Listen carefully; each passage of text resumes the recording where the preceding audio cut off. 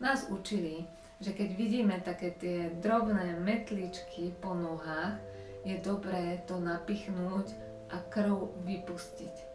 Tým môžete človeku aj zachrániť život, ak by tam mal napríklad trombus, takýmto nabodnutím, vypustením krvi.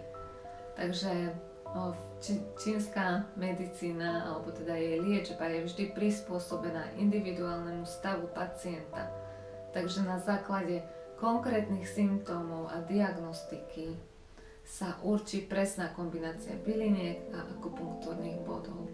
Čiže v čínskej medicíne sa vždy postupuje individuálne. Nikdy nie je nič všeobecne platné pre každého. No a okrem toho účinné typy na prevenciu tvorby zrázenín sú napríklad zázvorový čaj, ktorý dokáže rozpúšťať také tie štiplavé, pikantné veci, škorica